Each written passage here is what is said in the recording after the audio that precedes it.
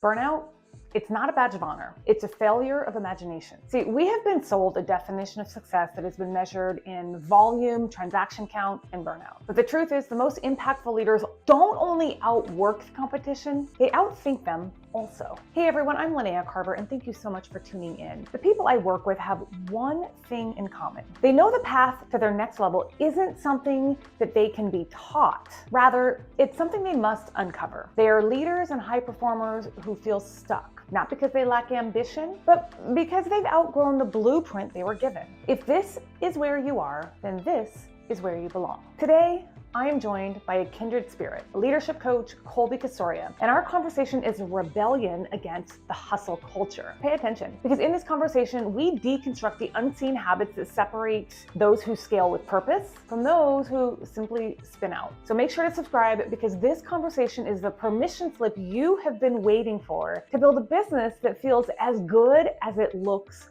on paper. So with no further ado, let's get into it. Hey, Colby, thanks for being here. I'm so Thanks excited. for having me. Yeah, I'm so excited. I think it's awesome because funny thing is, I actually saw you on Instagram before I knew that we actually are connected. Like I didn't know. And I was like, oh, I like what she talks about, because like you talk about like mindset, you talk about leadership, you talk about systems. And of course I love those kind of things.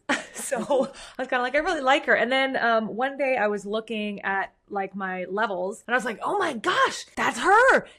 Oh my gosh. And then we ended up in the mastermind, the Inner Circle mastermind together this year. And so I'm just really thankful that you're here. So thank you. Yeah, I'm so glad that we were able to like connect at that level. I actually had a client who mentioned you to me, and I think that's how I started following you.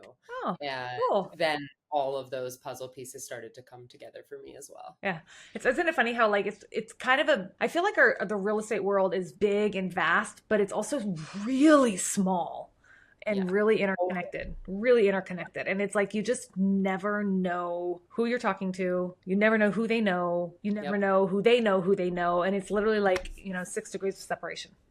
Yeah. Especially when you're networking with like the top 1 to 10% of realtors. Right. And that's like who it's funny you said that. I was talking to someone else today. I don't remember who it was, but she was like, so who do you like to, like, who's your audience? And I was like, honestly, the top 1%, the top 1%. And it like, do you like, we'll go into like who you are and what you do in a second, but since we're on this topic, do you think that you are in the top 1%? Like, do you identify as a top 1%er? Yeah, absolutely. I think especially in the past 3 years, like putting myself in the right rooms, and with real estate, I don't mean to say it's not hard to be in the top 1%, but there's so many realtors out there. Like if you were doing consistent business, like focused on helping clients, you're not just doing like 1 or 2 or no deals a year, like you are taking it seriously as a full-time job, like you're going to be in the top 1%. But I think what like really moves the needle is getting in the right rooms. Yeah. Plugging into training, traveling, showing up. 100%. The funny thing is, I actually was going through this the other day, and I journal. Do you like to journal? I do journal. I am a major journaler. My favorite journal. You journal every morning? Right here. These are my favorite journals, like good old $1 book composition books. And so this, I like literally. Like, do you teach your people to journal? I do. It depends. Some people, it's like just not a very sticky habit for them. So depending on the client, like if they really resonate with writing as a medium, then I will encourage it. And I definitely like will assign like one-off writing tasks, like creating like a living vision where you're, kind of like creating an affirmation that's like this very present vision for your future, but you're doing it in the present tense. Yeah, I love that. I promote writing all the time. And I'm probably a little like, unlike you, I'm like, no, you have to only write, and you have to only write by hand. I give him an out. I'm like, look, if you can write on the computer, that's fine. Or sometimes, with ChatGPT nowadays, you just have the voice memo. You can just like voice memo your thoughts. But it's funny because I had just literally written the other day, like, I had this long time like imposter syndrome of like, I'm not in the top 1%. Why should I be hanging around with these top 1%ers? Isn't that weird? So weird. Because I'm like, I'm here. I'm in the same room with all these people. But anyway, I finally realized the other day, I'm like, not the other day, but more recently. And I just realized it through journaling, that 100% I am a top 1%er. 100%. I'm like, I wake up at 4:30 every morning. I go to the gym, like unlike most people, I go to the gym consistently every day. I journal, I read so yeah, of course, top 1% performers. And so Yeah, I think last time when we were together in Arizona and we went on that really early morning hike, you had mentioned to me that you're pretty disciplined with your morning routines and the way that you take care of your body. And that certainly sets you apart in many ways from other people who just get caught up in the rat race of this business and just being an entrepreneur, and they kind of like let taking care of themselves fall to the wayside. Yeah. Yeah. And I think like those reminders are the reminders that like, that's the top 1%, right? Yeah. The top 1% isn't necessarily I sell 150 homes a year. I mean, that's cool if you want to, but I think the top 1% is like a mentality. It's how you think. Like, do you think like them? Do you act like them? Are you putting yourself in the same room? So Completely. Yeah. Love it. Love it. Okay. So let's talk about you. Now that we've talked about us and the similarities, what got you into, I mean, you're a leadership coach, mindset coach, systems. Like, what got you into that? Why do you do it? It's a good question. I started my career in the music industry, and I was working at a talent agency booking tours for bands, and not so dissimilar from, music agents, real estate agents. I see a lot of similarities between the two since having pivoted into the real estate industry. And something that I noticed there and that I notice here in the real estate industry is that just because you are a great agent does not necessarily mean that you are a great leader. It's a totally different skill set, in my opinion. And it's one that, as you begin to excel in real estate, you can negotiate a deal really well. You're usually often a people or systems oriented person, and that sets you up for success with your clients. It doesn't necessarily mean that you have the skills to lead others, but usually as your production grows, you start hiring staff, you maybe bring on buyer's agents, and you start to expand, but then you realize you don't have the skill set to motivate, cast a vision, hold people accountable, delegate. Some people really struggle with delegating. And so I felt really inspired to bring what I was observing in both of these industries into the coaching realm, because I feel like there's such an opportunity to work with people on developing that skill set so they can be more well-rounded, not just as realtors, but also as leaders. I love that. Someone once asked me, do you think you can learn leadership, or do you think leadership is a natural born talent? It's a good question. I really believe both are true. I think that there are people who are natural born leaders. I mean, maybe that's just because they're the older siblings, so they're more comfortable in that role. So it's like that's more of like a nurture thing, like just the environment that one grew up in. But I absolutely think that you can learn leadership. It's first developing self-awareness, like where are your blind spots and like where are your shortcomings?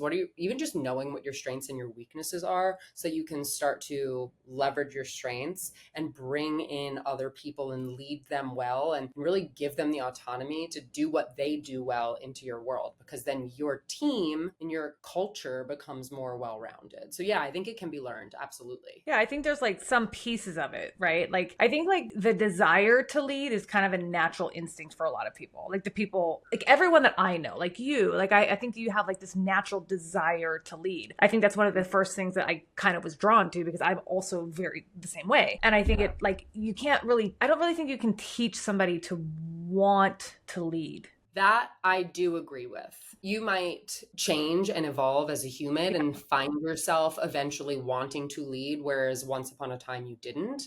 But I do think the desire to lead has to be there if you're going to step powerfully into a leadership role. 100%. Part of me liking being a leader is that I also have a need for control, which is something that I work on in therapy and in coaching.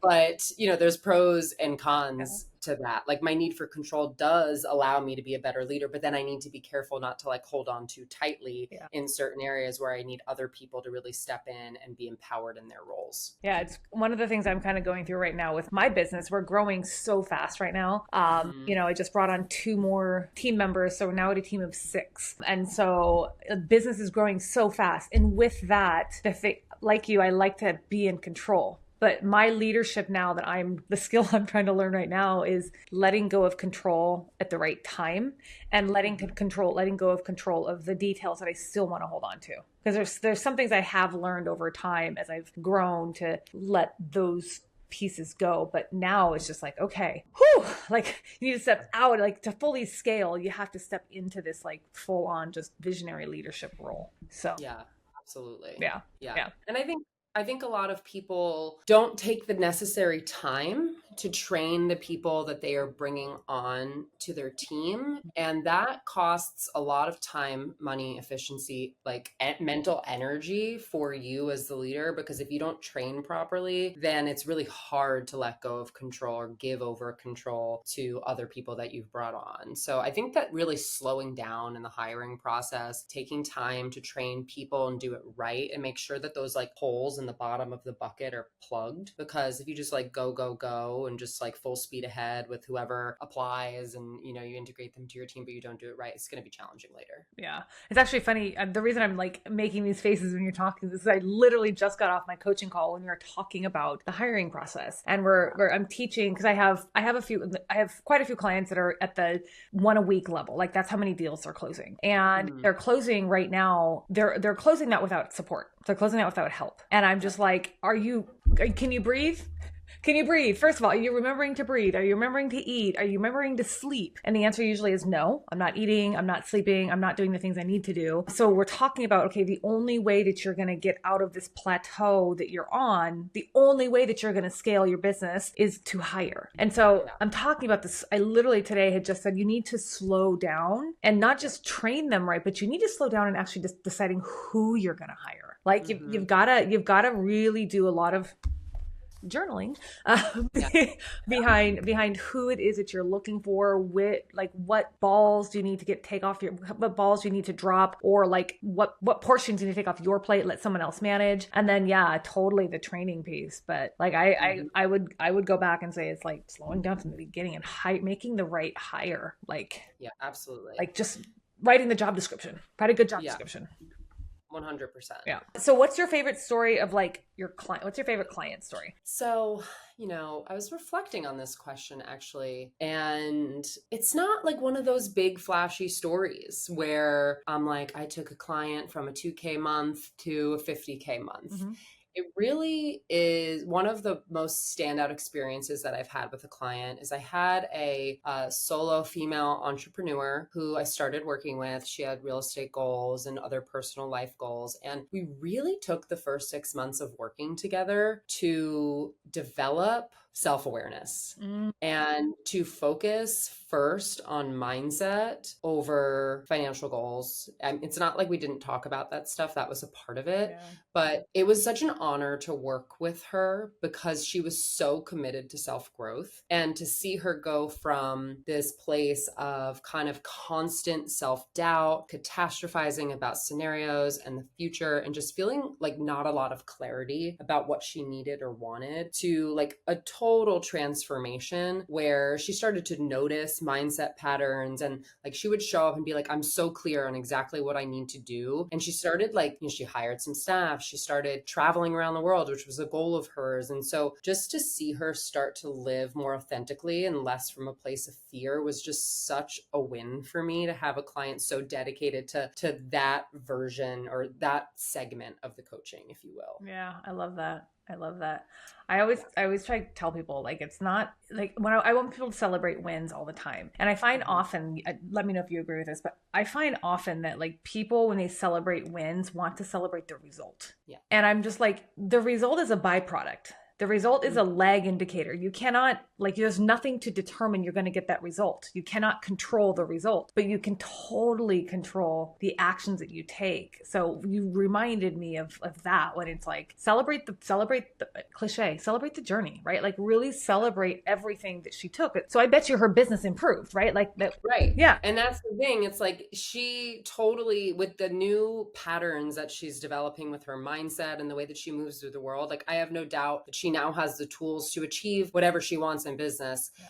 If we had started with like just taking off or, chipping away at the financial career goals, maybe she would have reached those milestones, but having like circumnavigated the important personal growth first, like I think that that's just a recipe for like burnout and loneliness and like just feeling unfulfilled. So for her to do the personal work first, now I'm like, you're set up for success. You can do whatever you want. And she knows it. Yeah. It's this book I'm reading right now. I know we'll probably talk about books later, but I love to read. This one is phenomenal. It's called A Happy Pocket Full of Money. Okay. I'm going to write it down. Yeah, totally. Write it down. Happy Pocket Full of Money.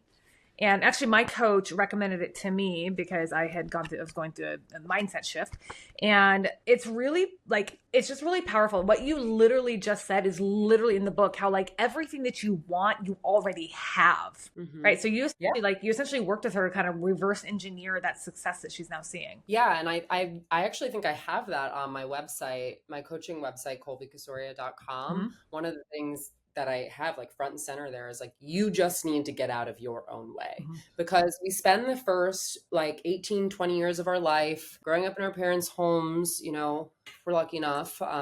And, you know, but there's still like nature and nurture to deal with. And we have like all of these patterns that don't serve us, maybe some patterns that do, but a lot of patterns that don't serve us. And so we have to kind of like really rewire our minds. And like, that's not, first of all, also not going to happen overnight.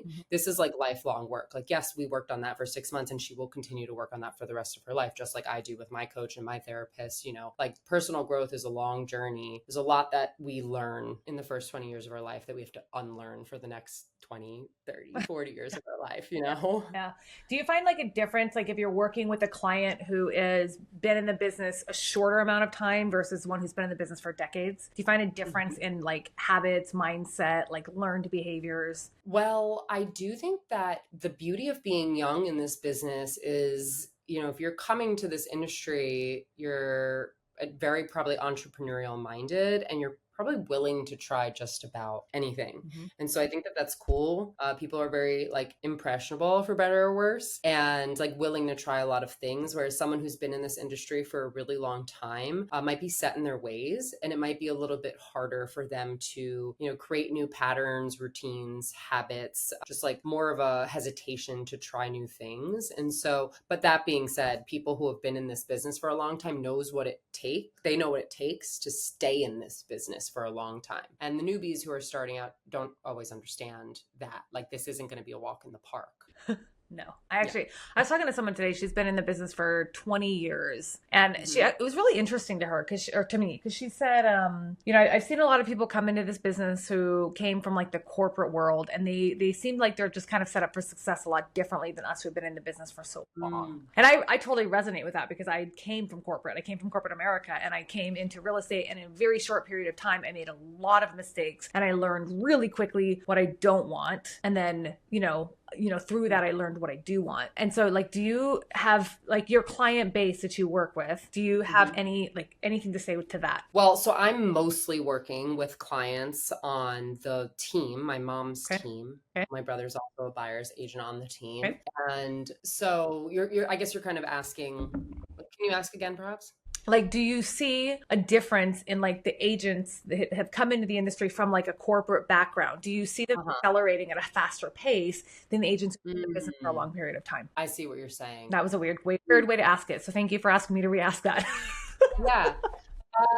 It's a good question. I think that it depends on the mindset of the person, because real estate is entrepreneurial and you need to be ready to be an entrepreneur. So if you're used to the 9-to-5 corporate thing, which I also kind of came from that too. I mean, music had an entrepreneurial energy to it, but it was still more of like a corporate ladder climbing type environment. I think you need to be ready to shake things up. And as long as you have that mindset, I think corporate really gives you a super unique skill set that you might not get in, you know, coming from other industries or other backgrounds. But someone who's been like a lifelong entrepreneur since like they were a teen, like they really know what it takes in a way someone coming from corporate maybe doesn't fully grasp like how entrepreneurship plays out. Fair. Totally fair. Yeah. Does that answer that question? Yeah, very much so. You and I both have moms in the industry. Like you and I both grew up with moms who were in the business. So what was that like for you growing up with a mom in the industry? So my mom got into the business she got licensed in 2007 Okay. and really got started in 2008, did it part-time for maybe the first few years and then really it became full swing. And so it was cool to kind of in the middle of my childhood start to see her shift into this business woman because my early years of my life, my dad owned a business and then my mom got into real estate and she really became like the business leader of our family. And so that was very inspirational. It helped me feel like I could do anything that I wanted. And it really shaped this idea that like women in business was totally normal. And I do think that's becoming obviously increasingly normal, but it's still like the ratio is off. And so I feel blessed to have had a mom who was working really hard and really good at what she does because I learned a lot just like watching her hustle. Yeah, I think that's really, really powerful. My mom, kind of the same. I think my mom got into the business around that same time period. Mm. What's that, 20 years ago now, right? Essentially. Mhm. Like, Mhm. so I think she was maybe a little before that, but she was like, when I grew up, she was in like the lending side. So she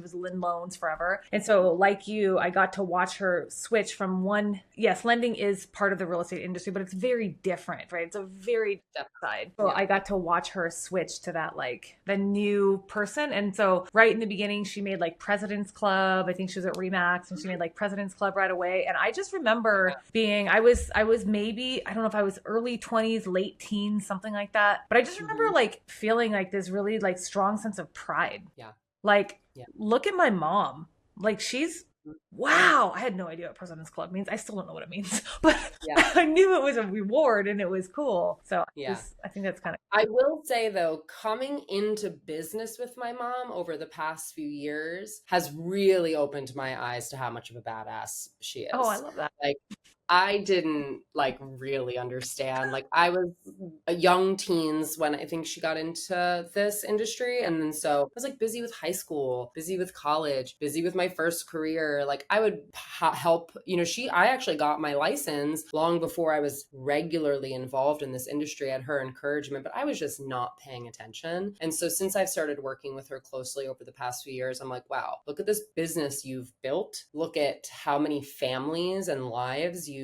touched. And I will talk to past clients of hers, past real estate agents that she's like closed deals with, and they just have seriously such glowing things to say about working with my mom. They really remember her, which actually in this industry is a feat because most clients don't remember who their realtor is after 2 years. Like the stat on that is staggering. I think it's like 80% of people can't name their realtor 2 years after they help them with their transaction. And that is not the relationship that my mom builds with her clients and the agents that she works with. She really leaves an impression. And so that's been really, really cool. And it's a great model for the businesses that I want to build. Like I want to touch people's lives in such a way where I continue touching their lives over the years and stay in touch and really provide service that is memorable. I love that. I love that. What do you think is like the big, I mean, there's a lot of lessons, but if you were to choose all the lessons that you learned from either your mom or your dad who's also an entrepreneur, like what do you think the biggest overarching lesson is that you take with you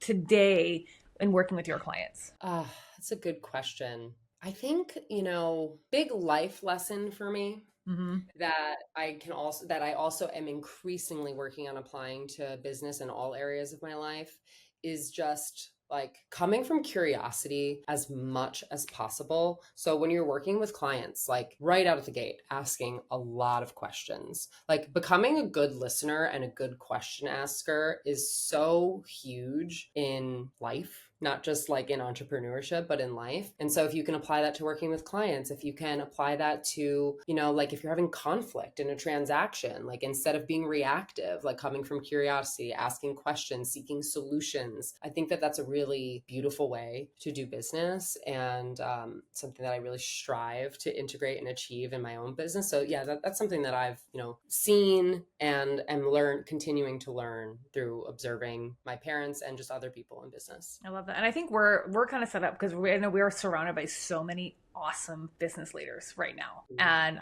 I don't know about you, but I think one of the things that's really resonated with me, especially after we went to Scottsdale, Yeah. the thing that really resonated with me was how to like elevate your others around you so that they elevate you. Hmm. So Yeah, I love that. yeah. How do you elevate others around you? It's kind of all it goes back to your leadership, right? It goes back to your leadership, it's back to your mom elevating you so you can elevate her because, I'm sure Yeah. your mom probably wants like the best for you. That's it. She wants you to be better than her. Yeah, and it's such a beautiful thing to notice. And I think that we're very privileged to notice that because we are surrounded at EXP and in the inner circle, like the community that we're in, we're surrounded by people who want us to go far with them. Right. I love that quote, like if you want to go fast, go alone. If you want to go far, go together. And we're so blessed to have leadership in our community that wants us to succeed with them. Like they're taking us with them, pushing us, pulling us, Yes. inspiring us, hopefully not pulling us, we're along for the ride.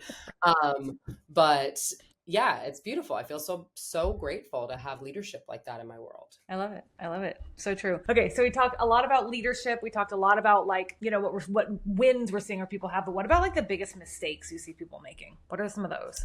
So I briefly touched on this already, but I think it's important to reemphasize. Mm-hmm. Not plugging the holes in the bottom of the bucket is a huge mistake. I really think it's the most like zooming out on your business first and foremost to assess what's working and what's not working and addressing what's not working with systems, hires, or, changing your habits, whatever it may be, is critical because I see people just kind of like pummel full speed ahead. Like they're just like doing, but then it's like pouring out the bottom. You know what I mean? Like I like, it's like hustle to me doesn't necessarily equal sustainability. And you really kind of have to like stop for a moment and be willing to like maybe let a deal go by if it means that you need that time to make your business more fortified for success. I love that. Like you and I probably really should talk because I feel like you're saying the same. We're speaking the same language here. Like, because I totally agree with you. I think like,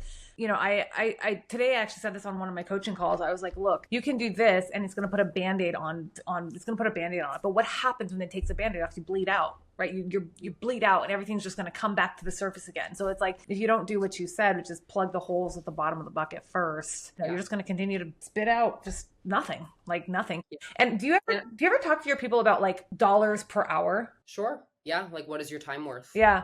So I think that the mistake I see in this industry, and let me know what you think about this, but the mistake I see in this industry is that we recognize top performers as people who sell a lot of homes, make a lot of money, and just spin through deals, right? Like we recognize that as top performance, and we like to look down. And maybe we're moving more into that, but I think like we like to look down on the part-time agent, right? We like to look down on the agent that, isn't working 60, 70 hours a week, isn't answering their phone all hours of the day. And we don't reward like dollars per hour as like a metric that we really should reward. Because like I work 10 hours a week in my business. I've closed 12 deals this year, working 10 hours a week, spending zero money on lead gen, zero. Yeah. And so like for me, I'm like 12 deals, 10 hours a week, that's a really good dollars per hour. So like, do you ever have clients who kind of run into that? Yeah. People who just get caught up doing tasks that aren't worth their time and would be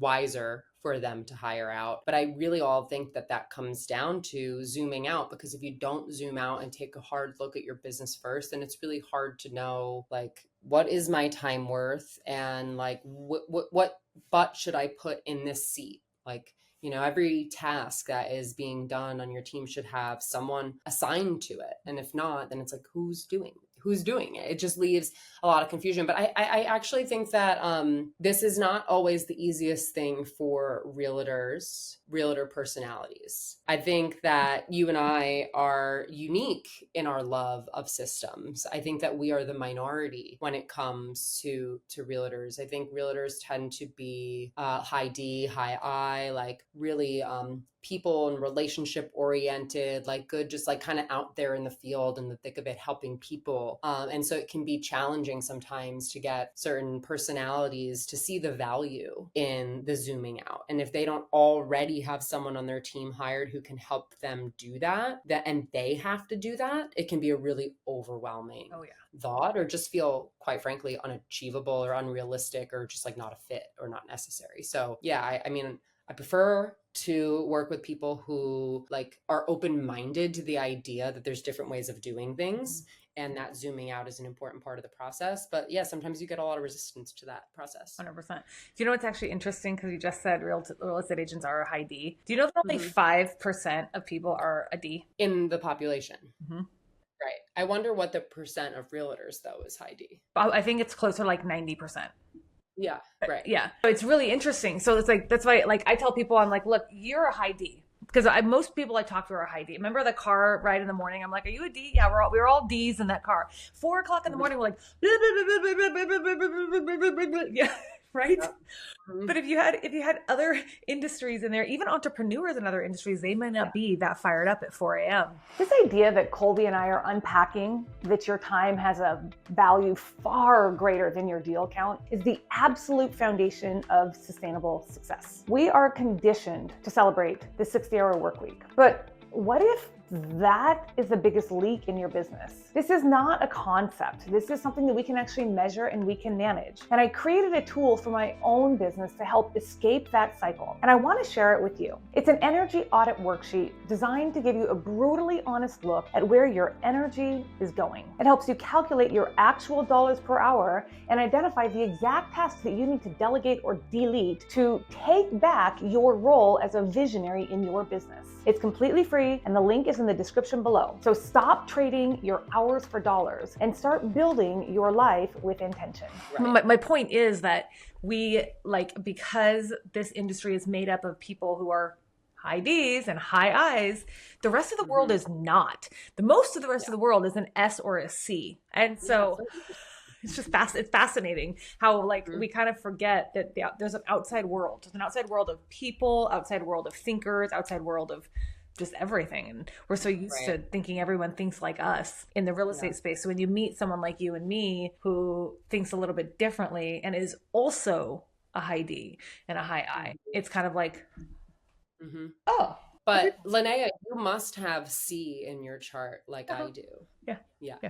C is my adaptive. So my natural is a D and I, and then C, my S is really, really, really low, really low. I'm not much of a, I love relationships, but I'm more like influence than I like relationships, if you will. If you read the profile of what it means. Yep.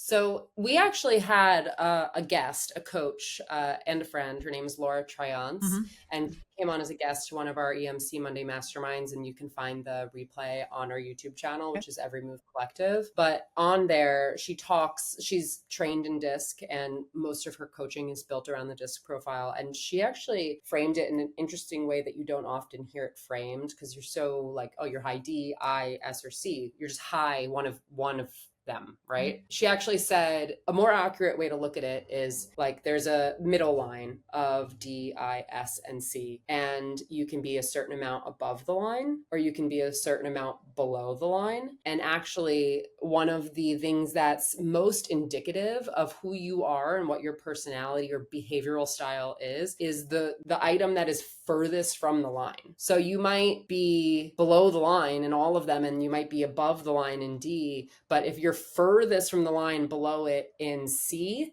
then that's like actually what is most telling about your behavioral style. Oh, I want to talk to her. When we give me her name after it, I want to talk to her. That's awesome. I like that. Really, yeah, that makes sense. Yeah, like I'm looking it up right now. So like, for example, dominance, influence, steadiness, compliance. Yep. Like on steadiness, you might rank really low on S. Yeah. To the point where you're like impulsive. And so you being a low S is more telling about your personality than being like a high D, which is like ambitious. Oh, you know what I mean? Yeah, that makes so much sense because you're not wrong. Yeah. You're not wrong. Yeah, it really blew my mind. It really opened up the DISC for me in a totally new way. Huh. Yeah, I want to talk to Hmm. her. Maybe she wants to come on the podcast and share that. Like, that'd be awesome. I'm sure she'd love that. I Yeah. think that is fascinating. Oh my gosh, Yeah. now you make me want to go. Every time I learn something like this, I love people. Like, I love Uh-huh. people. So every time I learn Yeah. something like this, I'm like, now I want to go, like, just like eat it all up and like swallow it, because the more it just makes me better. So we do in my program, we do like disc assessment, and we also do strength finders. And Hmm. strength finders, have you ever done any strength finders? Is it a particular exam? Yeah, Like a yeah, analysis? I don't know. it's Clifton Strengths Finders, and I might actually have an extra credit. If I do, I'll give it to you. You should take it. Oh, But it's cool. really interesting because like it talks about like you have, I think it's like 35 different strengths that kind of align with the disc. So like Mm, there's like and I could be like, sorry, any strength finders people who watch this, I could be wrong. I'm just trying to remember off the top of my head. But mhm. like essentially you have dominance traits, influence traits, stability traits, and compliance traits. And so like Mhm. within strength finders, it's like you have your top 5, and like your top Yeah. 5 can be all within like this category, and it's not called DISC in theirs, but I'm just relating it to that. Right. But it's interesting because they say that like your top 5 or your top 10 never really change. It's kind of like what you Hmm. just said. It just depends on what kind of comes up at that certain time. So like Yeah. there's been times sometimes on the disc I'll take it and my S is higher than it is at other times, right? And it's kind of like Mm-hmm. strengths finders. It's very similar in that sense. Like once you look at it, you can kind of see like, oh, now combine what I've learned from my strengths as well as combine what I learned about my disc, and maybe this explains a Yeah. lot about me. It's fascinating. Yeah. Fascinating. Yeah, that's really cool. I love the personality stuff. I think it's why Yeah. we probably gravitate to coaching, Yeah. right? Because working with the human psyche, understanding people and helping them understand themselves better is such a huge part of Yeah. that. And yeah, I do really like I maybe they get some flack, like they're maybe a little controversial, the personality test, because people get, I think, wary about being put in a box. But I think that you take what works for you and you leave what doesn't, and it can help you understand yourself better. Like, I don't know if you're familiar with I was Enneagrams. just gonna ask you. Yeah.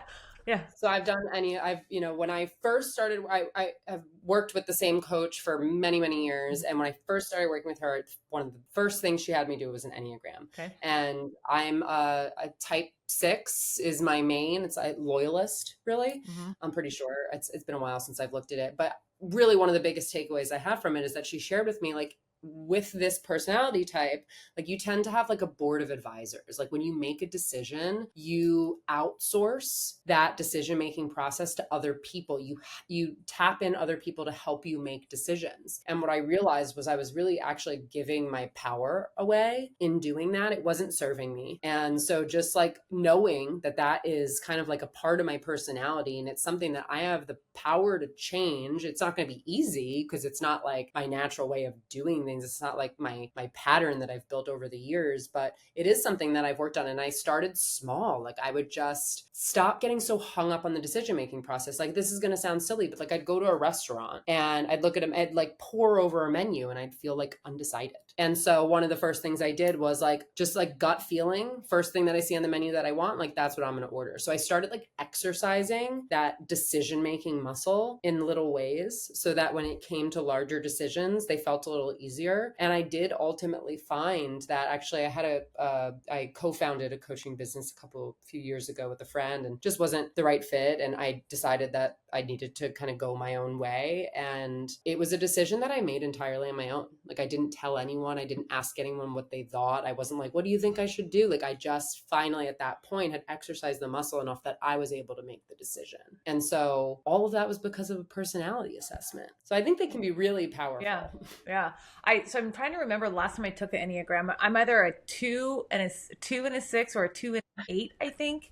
I don't know the Enneagram well enough to be able to speak to it, but Right. I did just go to a women's council event where the guest speaker was all about Myers-Briggs. And she teaches everything Myers-Briggs. So the whole thing was learning about INFJ, ENFJ, ENTJ, EN, whatever they are, ESTJ, ESTF. Like there's 16 different Myers-Briggs Yeah, personalities. there's a lot. Yeah. And it was I don't know a lot about them, but it was really interesting because she was like, how many of you know what your Myers-Briggs is? And I mean, I know I'm an ENFJ. So it means extrovert, nurturing, feeling, and judgy. And so I used to get like kind of like frustrated, or I guess offended, because I'm like, I don't think I'm judgy, right? Like I don't think I'm judgy. But the way she teaches it is, she's like, most people in the room are going to be an E.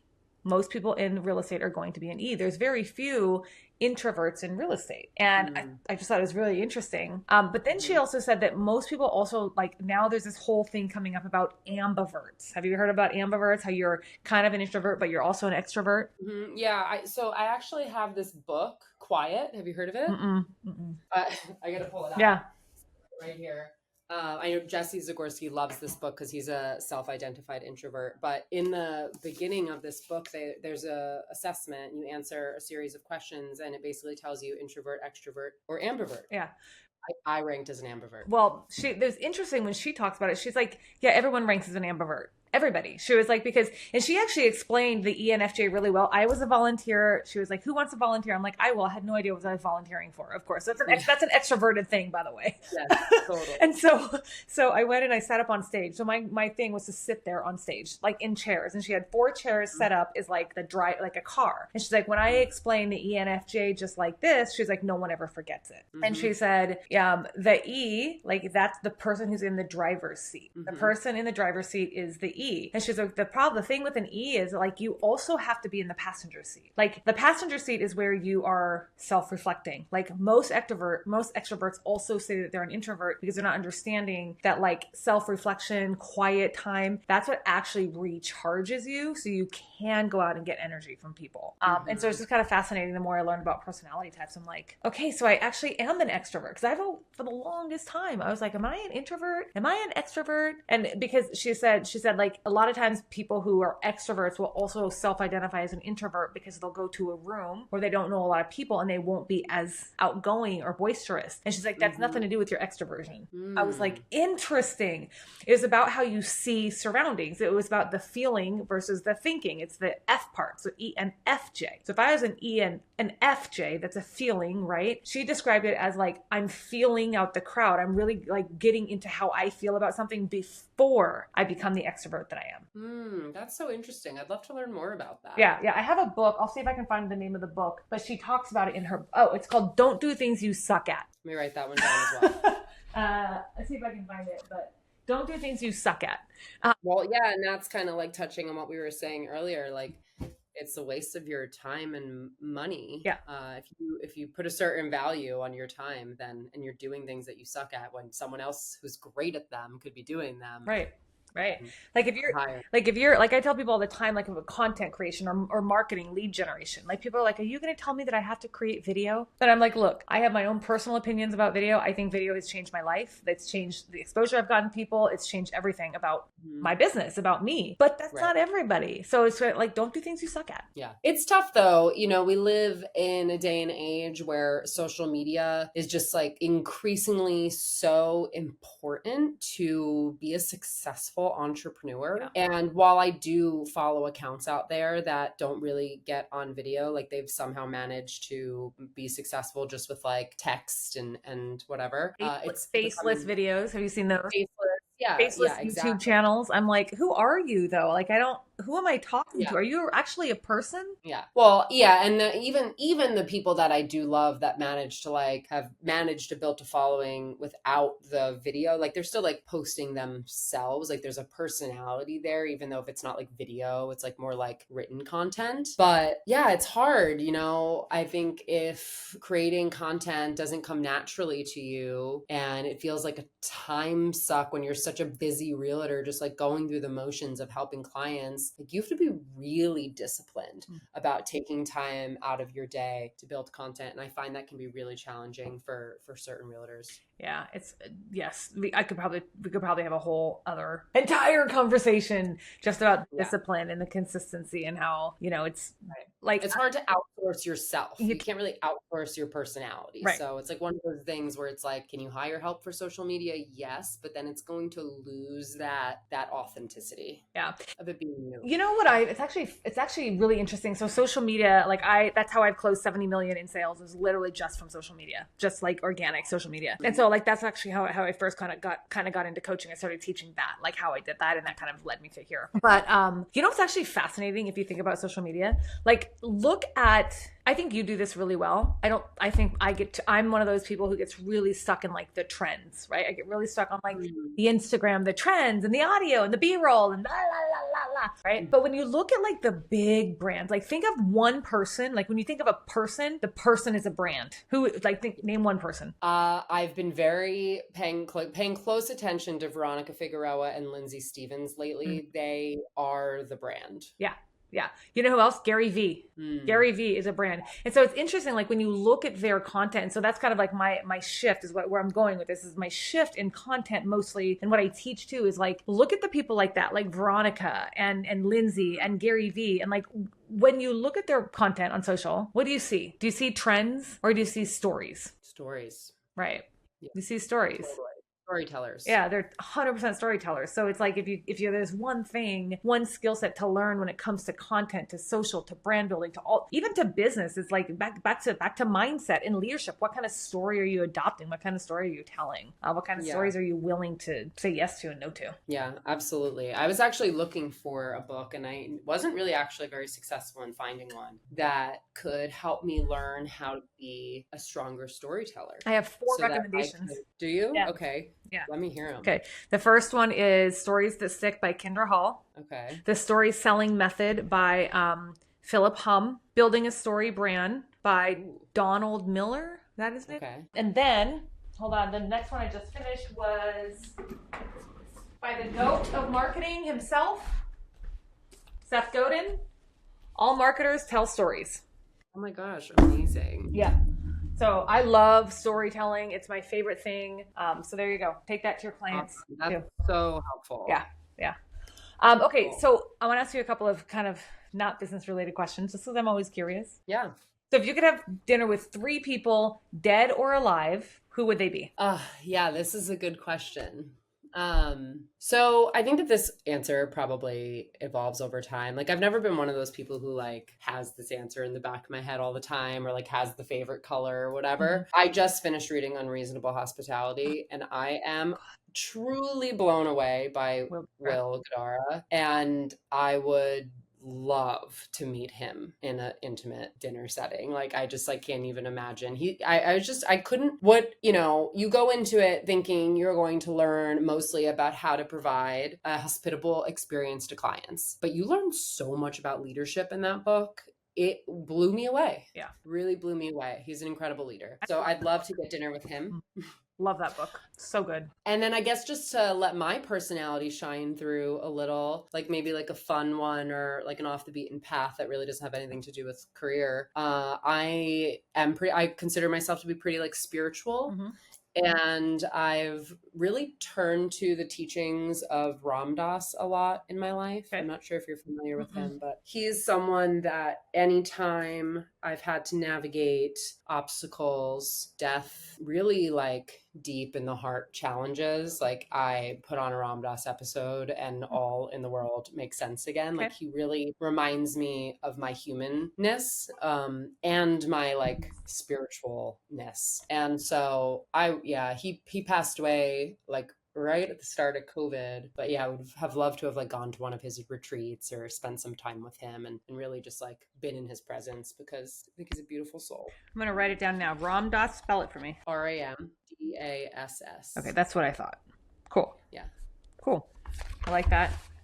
He's like a guy from like New England who was like a professor at Harvard, and then he just like pursued a spiritual Buddhist Hindu kind of path and became an international speaker on spirituality and love and ego and all of these things that have been really kind of important pieces of my self journey to like understanding who I am in the world. Love that. I'll have to look into him. I love that. Third one. Who's the third one? So I think my future self. Oh. Does that count? Yeah. Dead or alive? Dead or alive, whichever one. I attended a amazing conference, maybe like almost 10 years ago with Kyle Cease. Okay. Do you know him? Yeah, I've heard. Comedian turned like international Mm-hmm. speaker Mm-hmm. kind of guy. And at that event, I was like, the whole room, the whole audience was guided through like a meditation, like a closed eye kind of like self-reflection on your future selves, 5 years, 15 years, like end of life. And I really like connected with this future version of myself, like an elder Colby, if you will, that has been a source of wisdom for me as I navigate life. And so sometimes, like when I'm really hung up on a decision, because making decisions doesn't come super naturally to me, like I get like slow in that process, like I'll turn to her and ask her what she thinks. And usually she's like, doesn't fucking matter, excuse my language. Fine. She's like, this doesn't matter, like you're going to get to the end of life and this is not going to be as important as you think it is right now. So trust your gut and do what's right for you. And I really like need that sometimes from her. And so just being able to have a conversation with like future version of myself, I love that. if we could kind of like exist in time and space at the same time, would be kind of cool. Ah, that's cool. I like that. Yeah. And would you have dinner with any celebrities? Musicians that are celebrities to me. I love that. Okay, cool. Yeah. I'm a music nerd. I'm a big Fish fan and love the Grateful Dead, and there's a lot of like cultness around that. And so yeah, I'd love to like sit down with Trey Anastasio and like just pick his brain about music and create the creative process. And but celebrities for me tend to be musicians. That's why I worked in that industry for so long. Makes sense. If I were to choose a musician, it would probably be Kurt Cobain. I would want to sit down with Kurt Cobain because like he was a genius. Like the way that he like I don't know if it's from because I'm from Seattle. I don't know, but Nirvana will always hold a very, very, very special place in my heart. And Yeah. I'll be the first person to admit that when he died, I was very sad. I took it very personal. I was also a teenager. We had a whole like vigil and everything, but that would probably be I'm sure that was such a loss. yeah. That would be my musician if I were to choose a musician to have a dinner with. Maybe even Taylor. I mean, there's like tons of speakers out there like Brene Brown and like, oh my God, to me, like Tony Robbins, like I met his son and I feel like I felt like I was. You met Tony like, Robbins' son? Yeah, he actually spoke at one of Brent's events Oh. in Maui in 2023, and he was literally the nicest, like one of the best listeners ever. Like he was just so locked in on our conversation. I was like a total stranger to him. It was just such a nice experience. It's like, no matter how famous or important you become, like you can always be a good listener. I think that's like a really good like vision of what an impact you can have on people too.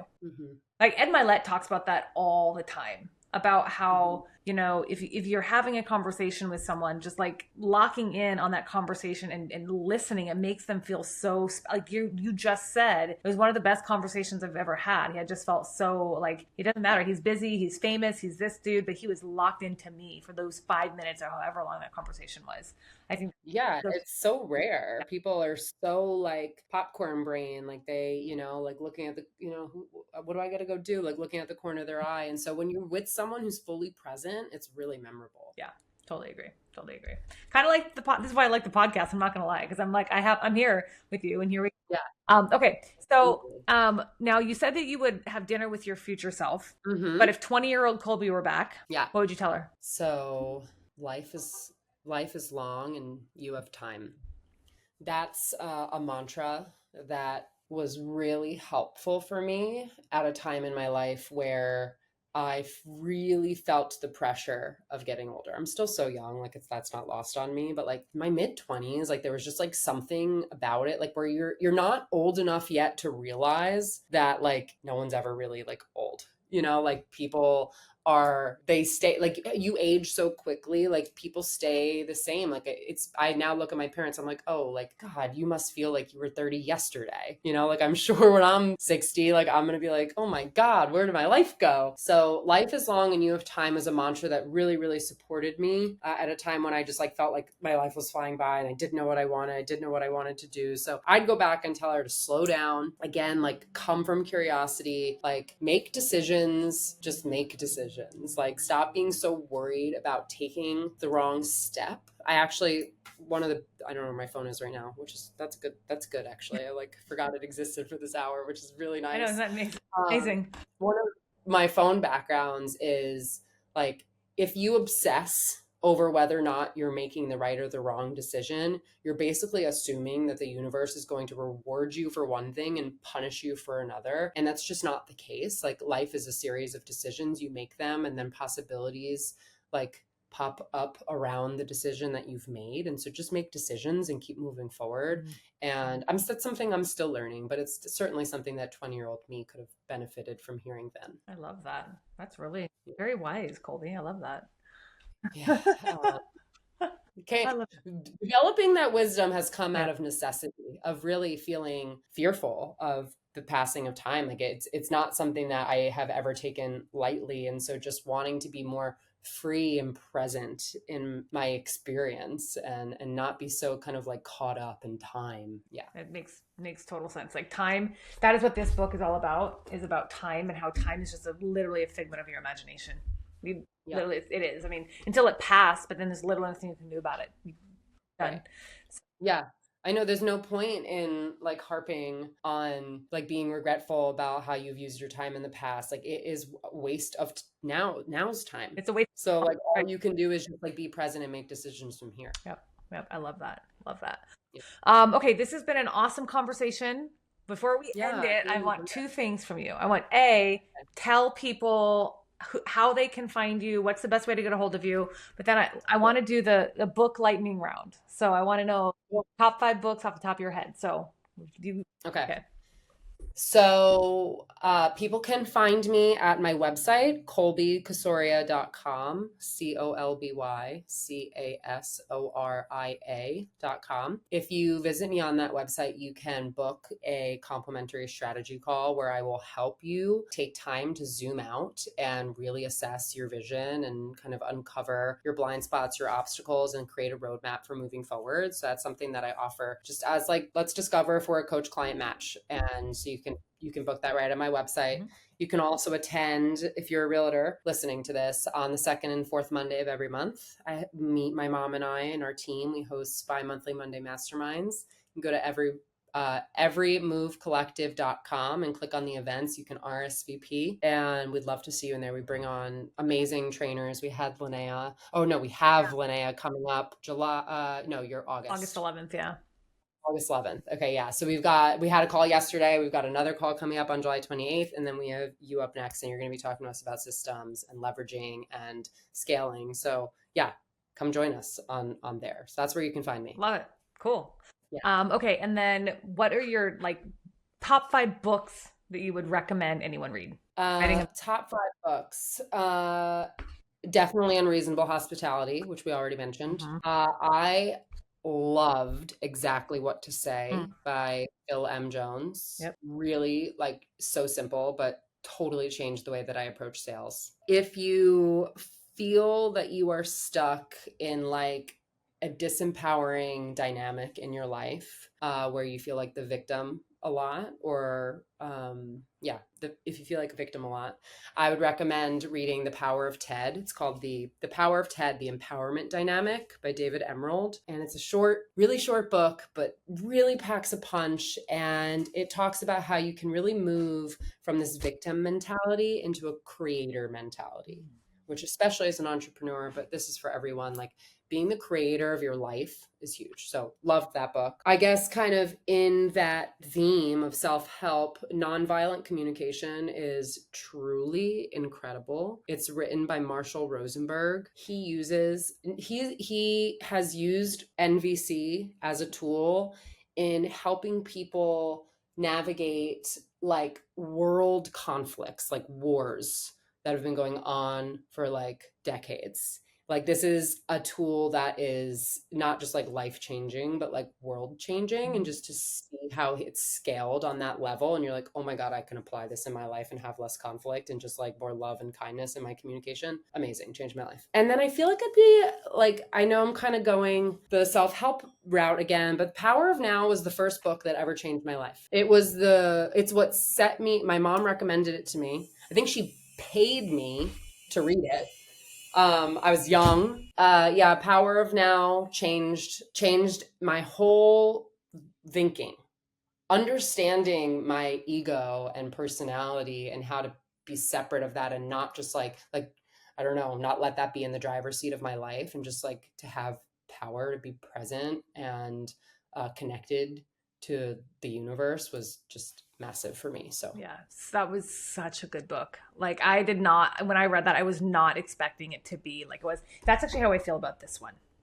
It's just I don't think it's as popular as Power of Now. There's actually another one that Eckhart Tolle wrote, which is this one. Yes.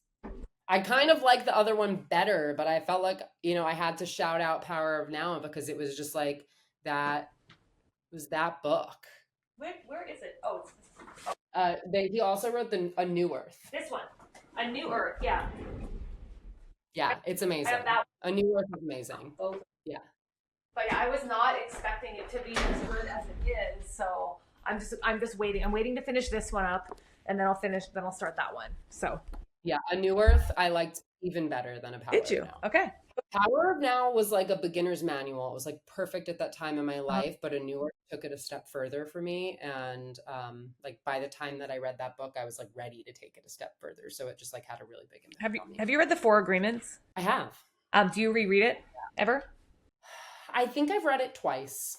I just reread it after we got back from Scottsdale, because I came back from Scottsdale with a serious, like, okay, I've got to shift my mindset. Because I'm around these people like Jared Smith who have like 400 doors, and you're like in the same room with these people. I'm like, I got to shift my mindset. Like there is something that I've got to shift. And so I started with The Four Agreements, and I have to tell you, it was so life altering. I've read it. This is probably the fourth time I've read it, but it was just so life altering. Yeah, I know. It's amazing. That's the beauty of books is you can really change your perspective in a way that like a 3-minute reel on Facebook or Instagram can't. And so it's really worth the time to sit down with these books. Yeah, absolutely. Okay, well, Colby, thank you so much. I love having you on here. I think that you have so much value, so much freaking value was just dropped just now, and I can't wait for like people to just see it, absorb it, and go find you on your website or come to one of your masterminds. They're free, right? There's no charge for them. They're totally free. Yeah. Follow me on Instagram. Also, I guess plug my Instagram, which is just my name at Colby Casoria. I keep it really simple. Yeah, and she's got really good content on Instagram. Like I follow her, so I know. So anyway, thank you so much. Loved having you here. Thank you, Linnea. This was really a treat. I really appreciate being able to talk to you about these things. Yeah. The conversation with Colby was probably the most profound I've had in a while. The deepest truth that she reminded me of is that you cannot build an empire on a depleted spirit. Your business is only ever going to scale to the level of your own self-awareness. The hustle is a bandage, but the real work, the work that creates a legacy, is plugging the holes in the bucket before you try to fill it. So let me leave you with this question, a question for your journal tonight, tomorrow, or whenever you want to do it. What is the story you're telling yourself about what success requires of you? And is that story serving the leader that you're becoming, or is it serving the leader that you're trying to escape? Share your thoughts with us in the comments below. And if this video resonated with you, and this is the work you're here to do, make sure that you're subscribed. Our journey together is just beginning. Thanks for tuning in, and I'll see you on the next video.